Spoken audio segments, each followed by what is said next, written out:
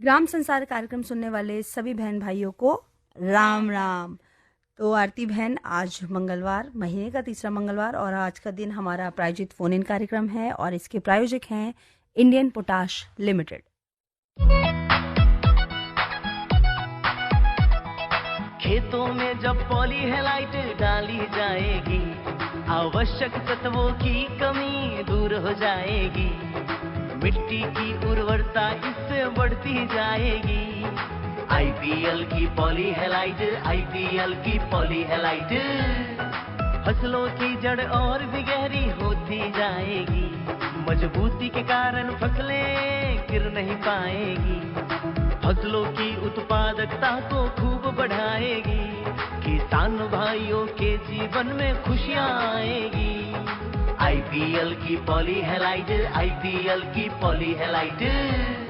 मिट्टी की उर्वरता एवं फसल उत्पादन में अद्भुत वृद्धि के लिए प्रसिद्ध बहुपोषक प्राकृतिक उर्वरक आईपीएल की पॉलीहेलाइट, समझदार किसानों की पहली पसंद। आईपीएल की पॉलीहेलाइट। तो भाइयों बहनों, गन्ने की पाठशाला विशेष प्रायोजित फोन इन कार्यक्रम में आपका स्वागत है। बात कर रहे हैं गन्ने की। गन्ना एक ऐसी फसल है जो पानी बहुत मांगता है, और अगर सिंचाई की भाई बहन सही व्यवस्था ना हो तो इससे आपका पानी भी बर्बाद होता है और जो आपकी फसल है उस पर भी उसका असर काफी देखने को मिलता है। बिल्कुल शीतल, आपने सही कहा, और यही तो हमारी चिंता का विषय है कि जल संरक्षण कर कैसे हम अपनी फसलों को उचित मात्रा में पानी उपलब्ध कराकर सिंचाई करवा सकते हैं। तो आज के फोन इन कार्यक्रम में हम जानकारी लेंगे कि गन्ने की फसल में सिंचाई प्रबंधन और साथ ही जानेंगे समसामयिक कार्यों के बारे में। जी बिल्कुल श्रोताओं, बात चल रही है गन्ने की और विषय आज का हमारा गन्ने की फसल में सिंचाई प्रबंधन और समसामयिक कार्य। स्टूडियो में हमारे साथ आमंत्रित हैं विशेषज्ञ डॉक्टर अरविंद कुमार मिश्रा जी। आप प्रभारी हैं कृषि विज्ञान केंद्र अमरोहा से, और दूसरे हमारे साथ विशेषज्ञ हैं डॉक्टर यूएस तिवतिया। आप मुख्य कृषि वैज्ञानिक हैं इंडियन पोटाश लिमिटेड, नई दिल्ली। तो कार्यक्रम की शुरुआत करते हैं और कार्यक्रम का संचालन कर रहे हैं शिवनंदन लाल। आइए चलते हैं। डॉक्टर मिश्रा जी, कार्यक्रम में आपका स्वागत है। सभी किसान भाइयों को मेरा नमस्कार। और आज जिस तरीके से बात हुई कि गन्ने की फसल में सिंचाई प्रबंधन और समसामयिक कार्यों की बात जी, लेकिन आज हम डॉक्टर साहब आपसे जानना चाहूँगा कि गन्ना एक ऐसी फसल है जिसको हम नगदी फसल मानते हैं जी, और नगदी फसल का मतलब कि पैसे से जुड़ा होता है। हाँ, यह अगर पैसे की बात करें कि गन्ने की फसल का संबंध हमारे देश की अर्थव्यवस्था से भी है जी। तो डॉक्टर साहब, सबसे पहले तो जानना चाहूँगा कि गन्ना की जो फसल है उसका देश की अर्थव्यवस्था में क्या योगदान है? देखिए, ये एक बड़ा ही एक अर्थशास्त्र से जुड़ा हुआ और देश की इकोनॉमी से जुड़ा हुआ प्रश्न है। बिल्कुल डॉक्टर साहब, किसानों की आय से भी संबंध रखता है। देखिए, पश्चिमी उत्तर प्रदेश है हमारा। उत्तर प्रदेश की अगर हम बात करें तो पश्चिमी उत्तर प्रदेश है, हालांकि पूर्वी उत्तर प्रदेश में भी गन्ना काफ़ी क्षेत्रफल में किया जाता है, और आपका तमिलनाडु है, कर्नाटका है, महाराष्ट्र है, बिहार है, और आपका पंजाब और हरियाणा में भी कुछ क्षेत्रफल गन्ना का है। गन्ना को नगदी फसल देखिए क्यों कहते हैं, इसके पीछे है कि गन्ना, एक तो सबसे पहले है कि गन्ना का सीधा सीधा जो है आपकी देश की अर्थव्यवस्था में सीधा संबंध है, क्योंकि गन्ना का वो हर हिस्सा जो उससे गन्ने के ज़्यादातर किसान ये समझते हैं कि साहब गन्ने को चीनी के लिए ही हम लोग उगा रहे हैं, लेकिन गन्ने को चीनी अब एक बाई प्रोडक्ट या सेकेंडरी प्रोडक्ट के रूप में देखा जाता है। अब गन्ने से चीनी के अलावा अन्य जो सभी चीज़ें बनती हैं वो बहुत ज़्यादा महत्वपूर्ण हो गई हैं।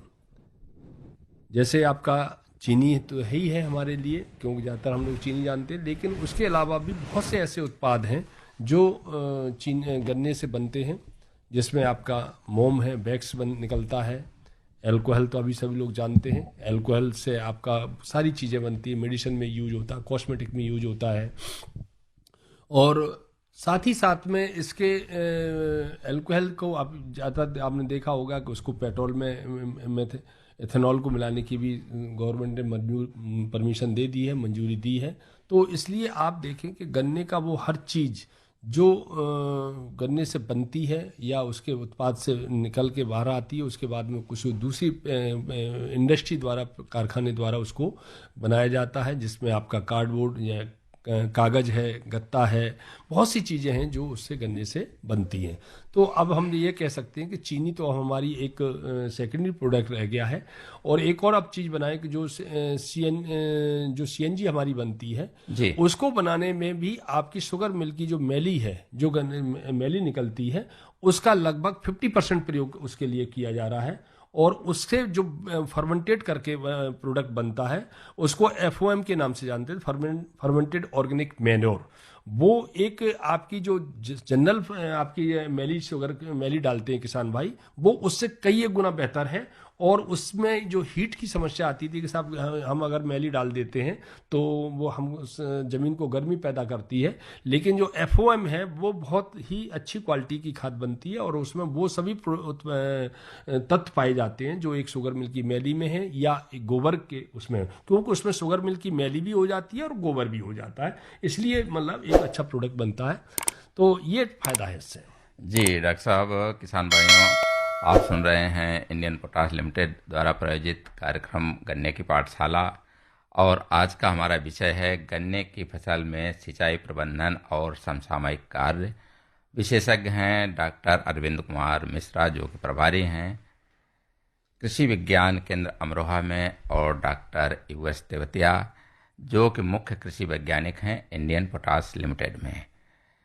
डॉक्टर मिश्रा जी ने बताया कि किस तरीके से जो गन्ना है उसका हमारा आर्थिक महत्व है, और गन्ने के बहुत से ऐसे बाई प्रोडक्ट यानी उत्पाद हैं जिनको हमारे कृषि में, उसके साथ साथ अर्थव्यवस्था में भी काम आते हैं।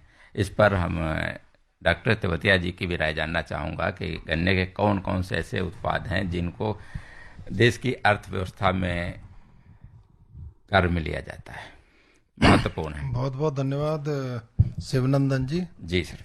देखिए, गन्ने के जो बायो प्रोडक्ट हैं, अर्थव्यवस्था की तो एक बात रही, लेकिन जो स्वास्थ्य है जी उसके लिए भी बहुत महत्वपूर्ण है। जैसे आपने सुना होगा पीछे कि गन्ने का सिरका, जी, सिरका सेहत के लिए बहुत अच्छा होता है। दूसरा, एक राब होती है जो कि मिट्टी के मटके में रखी जाती है, थोड़ा सेमी लिक्विड होती है लेकिन वो बाद में जम जाती है, वो बहुत अच्छी होती है। और दूसरा, जो इससे खांड बनाते हैं जी, जो खांड सारी यूनिट्स हैं, जैसे डॉक्टर साहब बता रहे थे कि अब वो उसमें रेगुलेशन में भी आ गया है कि अगर कोई 500 क्विंटल क्रश पर डे करती है यूनिट तो उसको उसमें लिया जाएगा, उनका डाटा जो है शेयर किया जाएगा और उनको कंसीडर किया जाएगा उत्पादन के लिए। दूसरा, शक्कर होती है जो पाउडर जगरी कहते हैं जिसको, जी, वो बहुत प्रिय खाने की चीज रही है हमारे किसानों की पहले से, और विशेषकर गर्मियों के दिनों में। और जब उसमें मलाई डाल के या घी डाल के खाते हैं तो किसान भाई को फिर और कोई जरूरत नहीं होती है सब्जी वगैरह की, उसका स्वाद और भी बढ़ जाता है। तो डॉक्टर साहब, थोड़ा सा अंतर जानना चाहूँगा, एक शक्कर और चीनी। देखिए, शक्कर और चीनी बहुत ही डिफरेंट हैं दोनों चीजें। जी, देखिए, चीनी जो है वो शुगर मिल में बहुत सारी प्रोसेस में होते हुए उसमें डालते हैं, सल्फर डाइऑक्साइड डालते हैं और उसको साफ करते हैं अच्छी तरह से। उसके बाद में 3 चैम्बर से निकलती है वो, बहुत रासायनिक क्रियाएं ए होती हैं। मास्केट, बी मास्केट, सी मास्केट, फिर उसमें से बहुत जो सेंट्रीफ्यूगल फोर्स के द्वारा उसमें से सीरा अलग निकाला जाता है। जी, उसके बाद में उसको क्रिस्टलाइज करके दाने बनाए जाते हैं, केमिकल प्रोसेस से गुजरती है। जी, और देखिए, जो शक्कर होती है वो तो देसी कोल्हू में बनती है, उसमें सारे तत्व मौजूद रहते हैं, सीरा भी मौजूद रहता, सीरा कहीं अलग उसमें जाता नहीं है, केवल उसको साफ करके पका के, और एज सच जी, जो सारे गुण होते हैं उसको हमारे किसान भाई जो वो कहते हैं क्या जिसमें बनाते हैं उसमें कढ़ाव में बना के जी, गरम जी, करके और फिर उसको चाक में डालते हैं। चाक होता है अलग बना होता है जिसको गरम गरम जिसमें डालते हैं। लकड़ी का होता है, कहीं मिट्टी का लकड़ी होता का है। भी होता है, सीमेंट का भी होता है, मिट्टी का तो नहीं होता, खैर मिट्टी तो आ जाएगी उसमें। सीमेंट का होता है और लकड़ी का होता है। नहीं डॉक्टर साहब, पहले होता था, अब नहीं होता। मिट्टी का होता होगा, लेकिन उसमें फिर एक लेयर उसकी छोड़ दिया करते होंगे किसान के, जो नीचे से मिट्टी नहीं आए।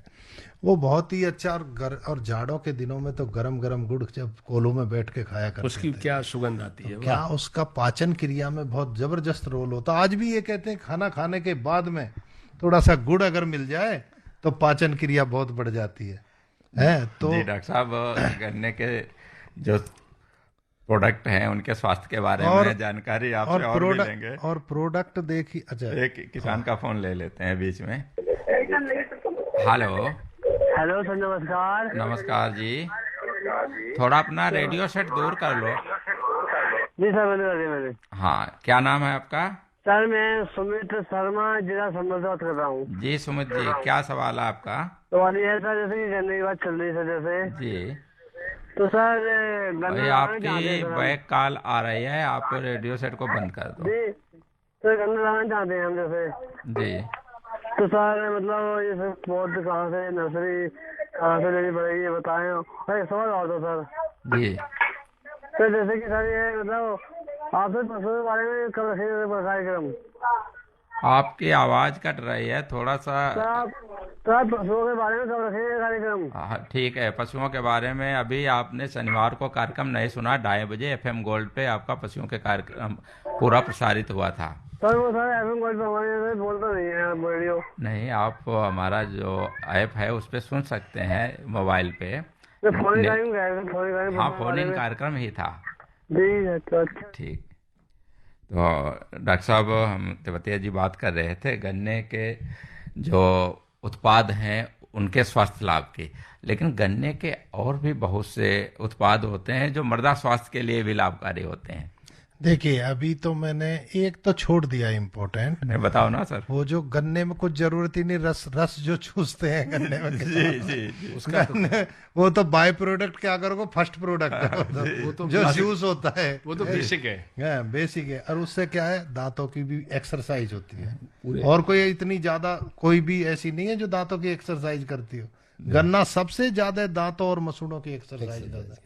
एक तो दांतें छीलते हैं उसको, उसमें ताकत लगाते हैं, फिर उसको जब जो जूस निकालते हैं दबा दबा के, उसमें मसूड़े मतलब पूरे जबड़े की एक्सरसाइज होती है। जबड़े की एक्सरसाइज होती है, किडनी की सफाई होती है। पीलिया में बोला जाता है कि भाई आप जो गन्ने का जूस पीजिए। लीवर की भी होती है सर, तो उसमें सफाई होती है, टॉक्सिक बाहर निकलते हैं। और मिठास तो आती है, जीभ की भी संतुष्टि, शरीर की भी संतुष्टि।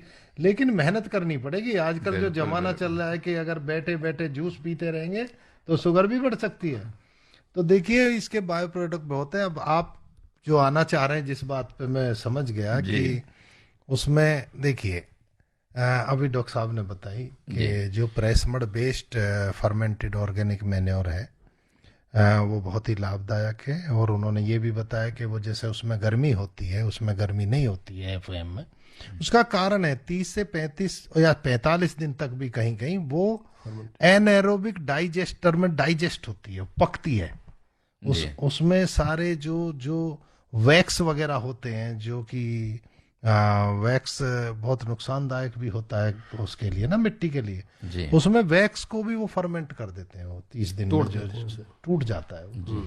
दूसरा एक और बात होती है कि जो प्रेस मड खुले में उसका डिकम्पोजिशन होता है तो उसमें से मीथेन गैस बाहर निकलती है, और मीथेन के साथ में कार्बन भी निकलती है। कार्बन एक बहुत इंपॉर्टेंट तत्व होता है जो कि सॉइल में कमी पाई जाती है। उसमें फर्मेंटेड ऑर्गेनिक मैन्योर में वो कार्बन और नाइट्रोजन वहीं रहती हैं वो, और वो उसमें पूरा का पूरा फर्मेंटेड ऑर्गेनिक मैन्योर में आ जाती हैं।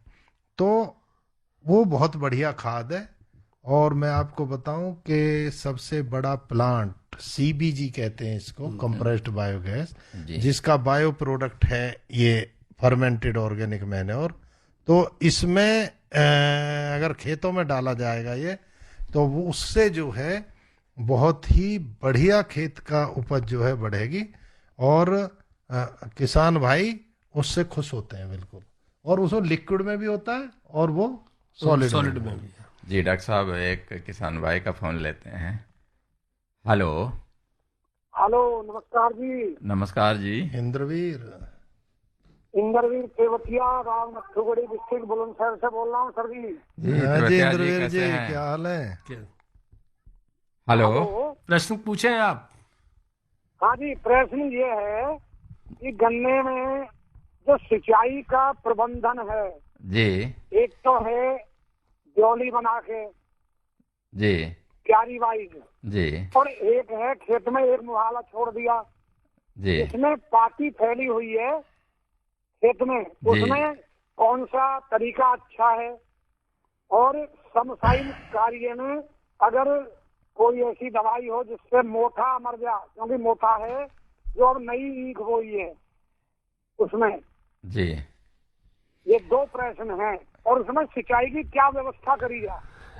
इंद्रवीर जी, मैं एक आपसे ये जानना चाहूंगा कि आपने गन्ना से एक लाइन से दूसरे लाइन के बीच का फासला कितना रखा है? फासला है जी 3 फीट। 3 फीट ट्रेंच मेथड से बोया होगा। उसमें कोई फसली फसल लगी हुई है आपकी? बिल्कुल भी, मूंग लग रही है, मूंग। हाँ, तो आप ऐसा करिएगा कि आप देखिए, जो आपका तरीका है, या तो बीच में नाली आ जा रही होगी, जो आपका गन्ना बोया होगा उसमें नाली आ रही होगी, तो आप उसमें सीधा नाका काट करके पानी उसको दे सकते हैं और मूंग को बचा सकते हैं। ठीक है। और नहीं है तो आप इस समय गर्मी का समय चल रहा, फ्लड इरिगेशन भी कर सकते हैं, या आप अगर स्प्रिंकलर लगाया हो तो स्प्रिंकलर से पानी भी दे सकते हैं। सबसे बढ़िया रहेगा स्प्रिंकलर पानी की अगर बचत करना चाहते हैं, गन्ना बहुत ज्यादा बड़ा नहीं होगा, छोटा ही है। हाँ, तो स्प्रिंकलर अगर आप, मैं तो यही कहूंगा कि अगर अभी वो तो अटैचमेंट अलग अलग हो जाता है, तो आप स्प्रिंकलर से पानी दें बौछारी विधि से, वो बहुत अच्छा रहेगा। और नहीं तो फिर आप नाका विधि सीधा काट करके, जैसे अपना ट्रेडिशनल जो अपने गांव में देते हैं उसी हिसाब से पानी दें, वो ज़्यादा अच्छा रहेगा। क्योंकि जो पाती है वो आपने पहली बिछाई होगी, वो निश्चित रूप से जमीन से चिपक चुकी होगी, वो ऊपर उठी हुई नहीं रही होगी अभी तक, है। तो वो उससे हाँ, तो वो एक पानी जैसे ही ज़्यादा लगेगा, वैसे धीरे धीरे वो सड़ना शुरू करेगी। आपकी बरसात तक वो पूरी तरह से सड़ने की स्थिति में आ जाएगी। पहला तो ये पानी के ऊपर हो गया आपका। ठीक है। आप पानी के ध्यान में ये रखिएगा कि आपकी मिट्टी कैसी है। अगर हल्की मिट्टी है तो आप पानी उसी हिसाब से आप 10 से 12 दिन के अंतराल पे देते रहेंगे, और अगर भारी मिट्टी है तो 15 दिन तक आप उसमें पानी दे सकते हैं, अंतर कर सकते हैं उसमें। ठीक। दूसरा एक समस्या ये कि इसमें जो आपने मोथा के लिए आपने कहा है, मोथा के लिए आपका एक तो दवा आती है हेलोसल्फ्यूरान, आपने नाम सुना होगा, हेलोसल्फ्यूरान मिथाइल 75% का वेटेबल पाउडर आता है, ग्रेनुअल्स आता है, उसको आप इस्तेमाल कर सकते हैं 80 से लेकर के 90 ग्राम प्रति हेक्टेयर के हिसाब से। ठीक है। एक तो ये दवा का इस्तेमाल किया जा सकता है। दूसरा एक दवा और आती है मेट सल्फ्यूरान मिथाइल 20 WP की एक दवा है, और इसके साथ में क्लोरीम्यूरान बहुत ही इफेक्टिव है। इसको हमने भी इस्तेमाल धानों में भी करवाया है, क्योंकि धानों में भी मोथा की समस्या होती है, जो ऊपर वाले धान बोते हैं, तो इसलिए गन्ने में भी इसको हमने प्रयोग कराया है। आप मेटसल्फ्यूरान मिथाइल 20 WP का और क्लोरीम्यूरान, ये दोनों दवाएं 20-20 ग्राम की लेकर के 1 हेक्टेयर के हिसाब से अगर आप छिड़काव कराते हैं तो मोथा जो है निश्चित रूप से आपका कंट्रोल हो जाएगा। आगे से मेरे एक आपसे सुझाव रहेगा कि अगर मोथा की ज्यादा समस्या है तो गन्ने की मोथ में वो आप मूंग न लेकर के इसमें आप बीच में ढैंचा बोइएगा, और ढैंचा जब आपकी लेट थोड़ा बोइएगा, बरसात में जाकर के उसको पलटिएगा, तो वो ढैंचा है, वो ढैंचा की जड़ों से एक रसायन निकलता है जिसकी वजह से मोथा की जो गांठ होगी वो उसको गला देता है। तो आगे चल करके और फिर वो पत्तियां उसमें सड़ेंगी, तो मोथा ऑटोमेटिकली आपका धीरे धीरे 1-2 साल करेंगे तो अपने आप कंट्रोल हो जाएगा। बहुत ये कारगर है ढैंचा जी। अगली बार ही बोए जा सके। हाँ, अब तो नहीं बोया जा सकता, मैंने इसलिए कहा ना, इस बार नहीं, अगली साल जब भी आप मूंग की जगह पे आप ढैंचा लीजिएगा, और ढैंचा को 45-50 दिन की अवस्था पे उसी में पलट दीजिएगा और पानी भर दीजिएगा, तो काफी हद तक आप मोथा को कंट्रोल कर लेंगे। और फिलहाल अभी ये एक दवा है, लेकिन एक चीज ध्यान रखिएगा, अगर आप ये दवा डालेंगे तो आपका गेहूं जो मूंग है वो प्रभाव पड़ेगा उस पर। डॉक्टर मूंग, हाँ मूंग आपकी खत्म हो जाएगी तेवतिया जी क्योंकि कुछ कहना चाह रहे हैं। हाँ इंद्रवीर जी, आपने ऐसा कॉम्बिनेशन बना दिया है कि मूंग को कम पानी की जरूरत होती है। तो जो आपने पूछा कि एक मोहाले काट दें या डॉली बना के, तो डॉली बनाने वाला बेस्ट है यहाँ इस कॉम्बिनेशन में, क्योंकि हल्का हल्का पानी देना है, इतने मूंग आपके खेत में है। ठीक है, इसीलिए तो सवाल किया है। हाँ नहीं, और एक बात और मैं आपको बता दूं कि लोग बाग जो गन्ने में बिल्कुल मैडे उतार के पानी देते हैं ना, वो गलत है, उसकी जरूरत नहीं होती है पानी की। और जो जल्दी जल्दी पानी देते हैं ना गन्ने में, वो भी इतनी जल्दी जल्दी नहीं देना चाहिए, क्योंकि देखिए एक तो पानी गन्ने को कोई ऐसा नहीं है भर दोगे, केवल जरूरत से जितना, अगर मूंग भी ना हो ना तब भी हल्का हल्का पानी दो, वो ज्यादा बढ़िया होता है इससे भरने से ज्यादा। एक साथ मुहाला काट के भरने का तो मेरे हिसाब से धान के अलावा किसी फसल में यूजफुल नहीं है। तो और दूसरी बात ये होती है, गन्ने में अगर हम जल्दी जल्दी पानी देंगे ना तो जड़ें ऊपर भी रह जाती हैं, गिरने का खतरा ज्यादा रहता है। थोड़ा सा जड़ों को भी मौका दो वो नीचे जाएं पानी की खोज में, थोड़ा ऐसा भी करना चाहिए। तो ये दोनों चीजों की बातों को इसमें ध्यान रखने की जरूरत है। एक चीज और इंद्रवीर जी करिएगा कि एक कहावत है, आप पुराने आदमी होंगे, कि जो जेठ के महीना में गन्ना थोड़ा सा सूखना चाहिए। अगर जेठ के महीने में पानी जो है थोड़ा सा लेट, आप खरा कहते नहीं, थोड़ा सा सूखना हो, गन्ना सूखने लगे जब, तब पानी देंगे तो उससे क्या है कि गन्ने का जो ब्यात है वो बढ़ता है, तेजी से होता है। जो गन्ने के कल्ले फूटे ना वो तेजी से होते हैं, और उसकी ऐसे खेतों में देखा गया कि पेड़ी भी अच्छी होती है। तो एक चीज आप इसको भी थोड़ा सा कर सकते हैं। और एक बहुत चीज महंगी नहीं आती है, मॉइस्चर मीटर आता है। तो अब हम लोग किसानों को भी कहने लगे कि मॉइस्चर मीटर आप ले लो, बहुत ज़्यादा महंगा नहीं है। तो आप अच्छे प्रगतिशील किसान हैं तो आप अपने पास इसको भी लेके रख सकते हैं कि पानी देख लें कि साफ पानी पे आया खेत, तभी आप दें, ऊपर की सूखी मिट्टी के आधार पर पानी न दें। जी तेवतिया जी, फोन करने के लिए आपका बहुत बहुत धन्यवाद। डॉक्टर साहब, बहुत किसान भाइयों ने एक किसान भाई का फोन लेते हैं। हेलो हेलो सर, नमस्कार। नमस्कार जी। ऋषिपाल नागर बोल रहा हूँ, दादूपुर धनकोर, जिला गौतम बुद्ध नगर से जी। जी ऋषिपाल जी। सर हमने एक ईख बोई थी जी, इसमें जो है पौध जो अब नई लगाई है जी, उसमें कुछ कम जमी है, अंकुर जो है कम हुई है। बिजाई कब की थी आपने? 1 महीना हो गया जी। गेहूं काट के? हाँ जी गेहूं काट के बोए थे जी। तो 30% जमाव होता है, तो उसमें जमाव तो वैसे भी थोड़ा कम ही होता है। नागर साहब एक चीज समझिएगा कि जो हमारा समर यानी गर्मी का गन्ना बोया जाता है, उसमें नीचे का गन्ना बिल्कुल भी इस्तेमाल नहीं करना चाहिए पानी के लिए, बुवाई के लिए। पहली बात तो ये देखना चाहिए। और ज्यादातर किसान जो है जो पिछले आपका गर्मी का गन्ना बोते हैं, वो सूखे में गन्ना बोने के बाद में फिर पानी देते हैं विदिन 24 घंटे के अंदर अंदर। मतलब उन्होंने सूखे में गन्ना जुताई करी, जुताई करने के बाद में कूल खींच करके उन्होंने कांची डाल दी, गन्ने के टुकड़े डाल दिए, और उसके बाद में 24, उसमें शर्त यही होती है कि 24 घंटे के अंदर आपका पानी उस खेत में आ जाना चाहिए। आ जाना चाहिए। उसमें कारण क्या होता है कि गन्ने में 2 चीजें होती हैं जिसको हम कहते हैं, एक मिठास और एक कम मिठास, एक सुक्रोज और एक ग्लूकोज। जो सुक्रोज होता है वो गन्ने के जमाव को कम करता है, ग्लूकोज होता है वो गन्ने के जमाव को बढ़ाता है। तो जब हम काट करके सीधा पानी नक्के से काट करके पानी देते हैं, तो उसमें क्या है कि मिठास की वजह वो पानी गन्ने की कांची में अंदर जाता है और उसकी मिठास को तोड़ देता है, और जो ग्लूकोज है, वो सुक्रोज है, वो ग्लूकोज में टूटना शुरू हो जाता है और गन्ने का जमाव बढ़ जाता है, बशर्ते कि आंख उसकी सुरक्षित होनी चाहिए। अगर आंख सुरक्षित नहीं होगी तो जमाव नहीं होगा। अब फिलहाल अब आप ये कर सकते हैं कि आप किसी के पास में गन्ने की नर्सरी अगर है तो उस नर्सरी से उसी वैरायटी का गन्ना में पौध लीजिएगा, और जब आप पानी चलाएं जिस दिन, उसी दिन शाम के समय पे उनके बीच में जहां पर कम जमाव हुआ है या खाली खेत है, तो वहां पे उन गन्नों को रोपिए, पौध को रोप दीजिएगा और पानी चला दीजिएगा। अच्छा, उसी दिन लगाने के बाद? हाँ, लगाने के बाद में पानी जरूर लगना चाहिए। अच्छा ये ध्यान रखें, तो आपका खेत में जो पौधों की संख्या है वो बराबर हो जाएगी।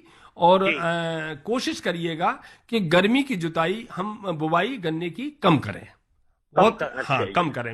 मतलब ये अब हमें तो पता नहीं था सर, इसीलिए ये हाँ। कर दी तो अब कर दी आपने, तो इसीलिए अब उसकी भरपाई करने के लिए आपको पौध से ही आपको बीच में गन्ना लगाना पड़ेगा, तो वही बराबर चलेगा, अन्यथा और कोई नहीं चल पाएगा। डॉक्टर साहब, अच्छा फोन करने के लिए ऋषिपाल नगर जी आपका बहुत बहुत धन्यवाद। डॉक्टर साहब, जिन किसान भाइयों ने गेहूं काट के बिजाई की है, तो उसमें क्या विशेष कोई सिंचाई की व्यवस्था की जरूरत है? यही जो अभी नागर जी की वाली समस्या आ रही थी जी। कि जो किसान भाई गेहूं काटने के बाद में गन्ना बोते हैं, उसमें ये समस्या देखने को अक्सर करके आती है, क्योंकि 30% जो वैज्ञानिक रिसर्च ये कहती है कि ऐसे खेतों में 30% से ज्यादा जमाव नहीं होता है। अब 30% में भी कंडीशन है कि उसमें आपने ऊपर का 1/3 या 2/3 गन्ना ही केवल बिजाई के लिए इस्तेमाल किया हो। अगर आपने नीचे का गन्ना ले लिया तो वो और परसेंटेज जमाव को कम कर देगा। तो इसलिए ऐसे खेतों में कोशिश करिएगा कि गन्ने के टुकड़े 2 आंख के काटें, 3 आंख का गन्ना का टुकड़ा बिल्कुल नहीं काटना चाहिए। गन्ने जहां से बीज लिया जा रहा है वहां पे पहले सिंचाई कर दें, वहां पे पहले सिंचाई कर दें, 2 दिन या 3 दिन पहले सिंचाई कर दें, और उसके बाद में फिर उसका गन्ने का बीज काटें, और काटने के बाद में तब इस्तेमाल बुआई में करें। और सूखी बुआई अगर आप करते हैं तो बहुत ज़्यादा अच्छा रहेगा, और तुरंत उसके 24 घंटे के अंदर, यानी 1 दिन और 1 रात के अंदर अंदर आपका पानी उस खेत में आ जाना चाहिए। और पानी पूरा फ्लड होकर के, जैसे नहीं कहते नाका काट के लगे, तो उससे क्या है कि जमाव जो है बढ़ जाता है, ये देखा गया है। तो बिल्कुल हम तो किसान भाइयों से कहेंगे कि अगर आप गन्ने की बिजाई करते हैं गेहूं काट के, तो उसमें विशेष व्यवस्था रखें, और हो सके तो थोड़ा पौध भी डाल के रखें, क्योंकि उसका जमाव कम होता है, तो बाद में पौध का रोपण कर सकें। तो डॉक्टर साहब, जिन किसान भाइयों ने गेहूं की फसल काट के बिजाई की, उस पर तो हमने बातचीत कर ली, लेकिन बहुत से किसान भाइयों ने फरवरी मार्च में गन्ने की बिजाई की थी, तो उसमें इस समय जो सिंचाई करें उसमें क्या विशेष सावधानी रखें? देखिए, किसान भाई, सिंचाई का गन्ने की फसल में बहुत बड़ा महत्व है जी। वैसे देखा जाए तो किसान जो गन्ना करता है, गन्ना एक वैसे भी अपने आप में बड़ा सख्त या हार्डी क्रॉप है। बहुत ही सूखा को सहन करने की भी इसमें शक्ति है, और अगर पानी में आप भी डूब भी जाती है तब भी वो आसानी से मरती नहीं है। तो इसलिए, लेकिन फिर भी अगर अच्छी पैदावार लेना है हमको, और अच्छा उत्पादन प्राप्त करना है, गुणवत्ता युक्त उत्पादन प्राप्त करना है, तो उसमें पानी का बड़ा ही महत्व है। और ये पानी की जो सिंचाई की जाती है उसमें ये देखा जाता है कि हमारी मिट्टी किस तरह की है। अगर मिट्टी हमारी दोमट है, बली दोमट है या चिकनी है, तो उसी के हिसाब से हमको पानी देने की आवश्यकता रहेगी। अगर केवल हमारी आपकी बलुई मिट्टी है, तो निश्चित रूप से आपको 8 से 10 दिन के अंतराल पे आपको पानी देने की जरूरत पड़ेगी। लेकिन अगर मिट्टी हमारी दोमट है या बली दोमट मिट्टी है, तो पानी जो है 10 से 12 दिन के अंतराल पे देने की जरूरत पड़ेगी। और अगर चिकनी मिट्टी है, मटियार है, तो पानी हमको 12 से लेकर के 15 दिन के अंतराल पे पानी देने की आवश्यकता पड़ेगी। जी डॉक्टर और साहब। ये मई से लेकर के अप्रैल से लेकर के मई जून, ये 3 महीना ऐसे जो है ये क्रिटिकल स्टेज के समय माने जाता है। और इसको हमें देखा जाता है कि अगर किसी भी तरह से गन्ने में बहुत ही एडवर्स पानी का नहीं दिया जाता लंबे समय तक, तो निश्चित रूप से उसके ब्यांत पर और उसके बढ़वार पर दोनों पर ही विपरीत प्रभाव पड़ता है, जो सीधे सीधे पैदावार को प्रभावित करता है। जी डॉक्टर साहब, जिस तरीके से आपने कहा कि उसके ब्यांत पे प्रभाव पड़ता है, और बहुत से किसान भाइयों की शिकायत भी रहती है कि हमने गन्ना बोया है, लेकिन उसमें जिस तरीके से कल्ले निकलने चाहिए उस तरीके से कल्ले नहीं निकल रहे हैं, तो उसमें क्या कमी रह जाती है, या किसान भाई उसमें क्या कुछ करें? डॉक्टर तेवतिया जी। हाँ, देखिए, कल्ले निकलने के लिए 2-3 चीज़ों का ध्यान रखना चाहिए। जी। नंबर 1, कल्ले जब कम निकलते हैं, अगर उसके जो हम सेट बोते हैं ना, जब उस पे अगर मिट्टी ज़्यादा चढ़ा देंगे तो कल्ले कम निकलते हैं। एक तो मिट्टी जड़ के पास बहुत कम होनी चाहिए, तो किल्ले बहुत तेजी से निकलते हैं। ये प्रैक्टिकल चीज़ें मैं बता रहा हूँ। जी। दूसरा, जो न्यूट्रिएंट हैं, जो माइक्रो न्यूट्रिएंट हैं और जो आपके प्राइमरी न्यूट्रिएंट है, उनकी कमी नहीं होनी चाहिए। दूसरा, एक जो सूख लगनी जरूरी है, जैसे डॉक्टर मिश्रा ने बताया कि गर्मी में एक उसको थोड़ा सा सूख लगनी चाहिए, जिससे उससे भी कल्ले अधिक निकलते हैं। और उसके बाद में न्यूट्रिएंट पूरा है, मिट्टी कम है जड़ के पास, और सूख लग गई है, ये तीनों चीज अगर हो गई है, जब उसके बाद फिर पानी दोगे आप तो वो जो फूली होंगी ना आँख छोटी, वो एकदम से बाहर निकल के आ जाएंगे। तो ये चीजें ध्यान रखने को। और मेन है मिट्टी, क्योंकि जो फार्मर है उसको बोने के बाद कूड़ में जो पाटा चलाते हैं ना, उससे मिट्टी ज्यादा पहुंच जाती है, तो उसकी जो टिल्डिंग है वो कम हो जाती है। जी डॉक्टर साहब, एक किसान भाई का फोन लेते हैं। Hello hello. हाँ डॉक्टर साहब नमस्कार। नमस्कार राम कुमार जी। हाँ जी सर जी, हमें भी एक समस्या है, हमारी भी हल करियो। हाँ राम कुमार जी, अपना नाम। हाँ जी वो है, और जैसे ये वो बायो कंपोस्ट का, मिल की सैलरी का, फर्मेंटेड बायो कंपोस्ट का कुछ कर रहे थे, वो थोड़ा दोबारा बता दो हमें। देखिए राम कुमार जी, ये बड़ा ही जैसे मिल की सैलरी लिया में देसी खाद में रड़ा के उसे मिक्स करके सड़ा गड़ा में कुछ फर्मेंटेड का जिक्र आया था जी। हाँ, फर्मेंटेड का आया था। आपका जो जनपद है, आपका जनपद कौन सा पड़ता है? बागपत बागपत है जी। बागपत है। देखिए ऐसा है कि वहाँ पे जनपद बागपत में निश्चित रूप से कोई भी सीवीजी प्लांट जरूर लगा हुआ होगा। और सीवीजी प्लांट से मतलब, हाँ सीवीजी प्लांट। थोड़ा अपना रेडियो सेट दूर कर लो या धीमा कर लो उसको। आवाज हमारी तरफ भी आपकी आ जा रही है, आपकी रेडियो की। अच्छा जी। हाँ, इसको या तो बंद कर लो या धीमा कर लो। मैं बंद ही कर दिया जी। ठीक है। हाँ जी डॉक्टर साहब। तो जो सीवीजी प्लांट है, उन सीवीजी प्लांट से गैस, सीएनजी एक तरह की, आप समझिए इस मोटी भाषा में, सीएनजी गैस बन जाती है। और उसको फर्मेंटेट 45 दिन तक उसको फर्मेंटेट करते हैं। उसकी पहले लिक्विड बना करके उसमें गोबर भी होता है और आपकी शुगर मिल्क की मैली भी होती है, और इन सब चीज़ों को मिल करके घोल सा बनाया जाता है। और घोल भर करके उनको इन एरोबिक कंडीशन में, जहाँ पे वायु नहीं जाती, हवा नहीं जाती है, उस चैम्बर में भर करके 45 दिन को उसको फर्मेंटेट करते हैं, सड़ाते हैं। और उसके बाद में जैसे ही वो सड़ना शुरू होता है, उसमें से गैस बाहर निकल के आ जाती है, और ये जो आपकी खाद है वो नीचे बैठ जाती है। और उसी को खाद को आप FOM के फर्मेंटेड ऑर्गेनिक मैन्योर कहते हैं और स्लैरी भी कहते हैं। तो इन दोनों को ही आजकल किसान भाई गन्ने के खेतों में, धान के खेतों में और गेहूं में बड़ा तेजी से प्रयोग, इसका प्रचलन बढ़ता चला जा रहा है। तो आप पहले ये पता करें कि आपके यहाँ पे आसपास कोई सीवीजी प्लांट है कि नहीं है। बागपत में हमारा कृषि विज्ञान केंद्र है, आप वहाँ पे भी जा करके पता कर सकते हैं। और इसको आप निश्चित रूप से खेतों में प्रयोग करेंगे तो गन्ने की पैदावार बहुत अच्छी बढ़ रही है, और बड़ा किसान इसके लिए, और कोई बहुत ज़्यादा महंगी भी नहीं है, और ज़मीन की उर्वरा शक्ति भी बढ़ जा रही है। ये बहुत अच्छा प्रभाव देखा गया है। जी राम कुमार जी। जी आप हैं राम कुमार जी लाइन पे हैं? नहीं, फोन कट गया, वो सुन रहे हैं, रेडियो पे सुन रहे हैं सर। हाँ, तो मैं एक बात और बताना चाहूंगा। आपने बायोगैस का नाम सुना होगा ना, बायोगैस के प्लांट लगाते थे। तो जो उसमें से जो सैलरी निकलती थी गैस बनने के बाद में, उसी को फर्मेंटेड ऑर्गेनिक मैन्योर कहते हैं। तो वो बहुत अच्छी होती है। जी डॉक्टर साहब, गन्ना की फसल 1 साल की होती है, और इसमें सिंचाई के साथ साथ खरपतवारों का भी प्रकोप रहता है। और जैसे कि कुछ किसान भाई गन्ने के साथ सह फसली भी लगाते हैं, तो उसमें किस तरीके से खरपतवार नियंत्रण करें? जी मिश्रा जी। जी देखिए, ऐसा है कि किसान भाई खरपतवार की निश्चित रूप से, विशेष करके जब हमारा फरवरी और मार्च का गन्ना बोया जाता है, तो उसमें आपका मोथा जैसा घास है वो बड़ा ही किसानों के लिए समस्या करता है खड़ी, और उससे जमाव का भी प्रभावित होता है। और किसान भाई दवा डालने के बाद में कभी कभी बहुत ज़्यादा समस्या खड़ी हो जाती है। और उसके बाद में फिर एक समस्या आती है जब आपका जब बरसात शुरू होनी होती है, मार्च के, उसके जून के बाद में, और जुलाई और अगस्त में, जिसमें आइपोमिया एक स्पीसीज करके खरपतवार होता है, जिसको बेल के रूप में हमारे किसान भाई जानते हैं। वो पूरे गन्ने पे लपेट करके गन्ने को गिरा देता है, कहते हैं ना कि साहब गन्ना बांध दिया उसने। तो ये कुछ ऐसे खरपतवार हैं जो किसानों के लिए समस्या खड़ी करते हैं। तो मैं तो सबसे पहले तो ये कहूँगा, मोथा का नियंत्रण। मोथा जो है वो एक हमारे जो वैज्ञानिक की भाषा में नॉक्सियस बीड के रूप में जाना जाता है, नटखट खरपतवार।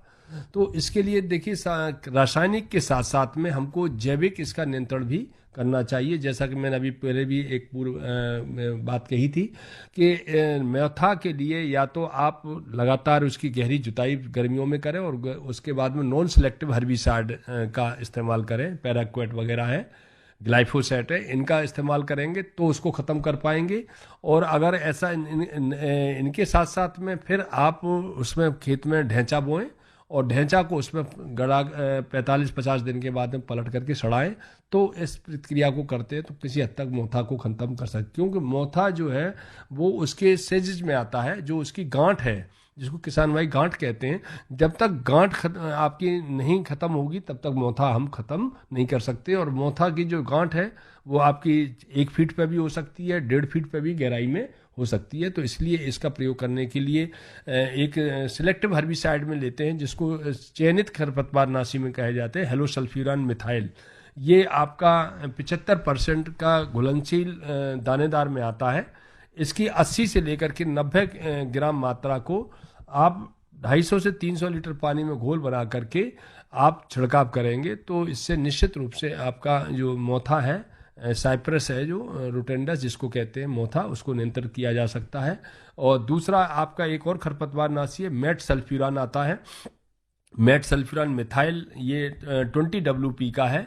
इसकी 30 ग्राम मात्रा और क्लोर, इसके साथ में वैसे ये मिला हुआ साल्ट भी आता है, दोनों एक साथ ही मिले रहते हैं। और नहीं भी है तो आप क्लोरोम्यूरान भी अलग से मिल जाएगा आपका, 20 ग्राम इसकी मात्रा लेकर के आप इसको छिड़काव कर देते हैं जब मोथा आपका थोड़ा थोड़ा 2-2, 3-3 पत्ती का हुआ है, तो उससे भी आप मोथा को किसी हद तक नियंत्रित कर सकते हैं। और ये कि मैं यहाँ पर स्पष्ट आप लोगों को बता दूं कि मोथा एकदम जड़ से खत्म नहीं होगा, लेकिन ये होगा कि आपका गन्ने का जमाव अच्छी तरह से हो जाएगा और फिर गन्ना इस अवस्था में आ जाएगा कि मोथा को फिर पनपने नहीं देगा और वो उसके ऊपर कोई विपरीत प्रभाव बढ़वार पे नहीं डाल पाएगा। इसी तरह से जो जुलाई में जाकर के आइपोमिया स्पीसीज होती है उसके लिए भी किसान भाई उसका नियंत्रण करना चाहते हैं, तो इसके लिए 2,4-D का एक इथाइल ईस्टर साल्ट आता है 38% का, 3 से 4 लीटर किलोग्राम मात्रा को अगर आप 500 से लेकर के 600 लीटर पानी में घोल बनाकर छिड़काव करते हैं तो उससे नियंत्रित कर सकते हैं। किसान भाई का प्रश्न। डॉक्टर साहब एक किसान भाई का फोन लेते हैं जी। हेलो हेलो डॉक्टर साहब नमस्ते। नमस्कार जी। हम हेलो जी, हाँ, मैं अपना नाम बताइए। पवन, जिला संभल, उत्तर प्रदेश। जी पवन जी, क्या सवाल है आपका? हमारी गन्ना 9-13-235 गन्ना पीला पड़ रहा है, उसकी अच्छा। पत्ती पीली पड़ रही है। कब का बोया हल्की। हुआ पवन जी, कब का गन्ना बोया हुआ है? 25 मार्च। अभी तक आपने क्या क्या किया है उसके अंदर, कुछ बता यूरिया लगाया है अभी तो बस, और पहले जो बबी थी अब DAP लगाई थी, DAP और वो ट्राइकोडर्मा। अच्छा, ट्राइकोडर्मा लगाया था बुआई के समय पे आपने। जी। और यूरिया डाले हुए कितने दिन हुए हैं? हैं? यूरिया डाले हुए कितना दिन हुआ है? यूरिया डाले आपने खेत में? 4 दिन। 4 दिन हुए हैं। पानी आपने पानी दिया है उसमें, लगातार पानी दे रहे पहले हैं? यूरिया लगाया तो पानी लगा दिया। अच्छा, यूरिया कितना, ज्यादा मात्रा तो नहीं दे दी यूरिया की? नहीं, 10 किलो बीघा, एक एकड़ में 1 कट्टा। 1 एकड़ में 1 कट्टा डाला। तो आप थोड़ा सा देखिए, गर्मी इस समय तेज पड़ रही है और अगर आपकी जमीन हल्की होगी तो हल्का पीलापन लेगा गर्मी की वजह से। तो पहली बात तो आप हल्का पानी जरूर लगाएं, उसको थोड़ा 8-10 दिन के अंतराल पे 2 बार पानी आप दीजिएगा, जिससे उसमें यूरिया अगर एक्सेस होगी तो हाँ। और उसमें आपने मैली, शुगर मिल की मैली वगैरह तो नहीं डाली थी? नहीं, मैली नहीं है, देसी खाद डाला था। हाँ, तो वो थोड़ा सा खेत गर्मी मानना है। और एक आध अगर जो पौधा आपका सूखा है, अगर कोई पूरी तरह से पीला पड़ के सूख रहा है, उसको जड़ से उखाड़ करके देखिएगा और उखाड़ने के बाद में उससे फिर पता चल जाएगा कोई समस्या है। वैसे वहां पे हमारा कृषि विज्ञान केंद्र है संभल आपका चंदोसी में, वहां पे आप संपर्क कर सकते हैं। डॉक्टर तेवतिया जी कुछ कहना चाहेंगे आप? नहीं, डॉक्टर साहब ने ये बताया। डॉक्टर साहब कहते हैं कि जो बायोगैस की स्लरी होती है उसको अगर फसलों में प्रयोग करते हैं उससे भी खरपतवार कम उगते हैं। हाँ, देखिए ऐसा है कि अगर वो कहते हैं ना, शुगर मिल की जो मैली वगैरह डाली है उससे खरपतवार पे बहुत ज़्यादा कोई ऐसा कंट्रोल करने का कोई प्रमाण तो नहीं है। लेकिन हाँ, अगर रेगुलर उसके बाद में मल्चिंग करते हैं, मल्चिंग का तो प्रभाव पड़ता है कि अगर पाती बिछा दी है आपने या उसके ऊपर आपने पॉलीथिन कोई कवरिंग की है तो उसका प्रभाव पड़ता है।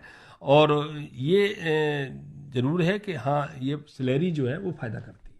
जी डॉक्टर साहब, बिल्कुल। आज डॉक्टर अरविंद कुमार मिश्रा जी, डॉक्टर युगेश तेवतिया जी कार्यक्रम में आए और किसान भाइयों के काफ़ी सवालों के जवाब दिए। दोनों का बहुत बहुत धन्यवाद। सभी किसान भाइयों को नमस्कार। आपका भी बहुत बहुत धन्यवाद और किसान भाइयों का भी धन्यवाद। तो श्रोताओं, आज के हमारे गन्ने की पाठशाला प्रायोजित कार्यक्रम के प्रायोजक थे इंडियन पोटाश लिमिटेड। किसान भाइयों सुन लो मेरी बात, किसान मित्र से ना है बढ़िया खाद, आईपीएल की किसान मित्र जैविक खाद, मुख्य सूक्ष्म तत्वों से मिट्टी को जीवंत बनाए, ठोस हो या तरल रूप में इस खाद से फसलें लहराए, फसलें तुम भरपूर उगाओ, खूब कमाओ, मौज मनाओ। किसान भाइयों सुन लो मेरी बात, किसान मित्र से ना है बढ़िया खाद, आईपीएल की किसान मित्र जैविक खाद। अपने खेतों में हरियाली और जीवन में खुशहाली के लिए हमेशा इस्तेमाल करें आईपीएल की जैविक खाद किसान मित्र, जो कि उपलब्ध है रोहाना कला शुगर मिल पर। शीघ्र बुक करें। तो श्रोताओं, आज का हमारा कृषि जगत कार्यक्रम यही समाप्त होता है। कार्यक्रम सुनने वाले सभी बहन भाइयों को राम राम।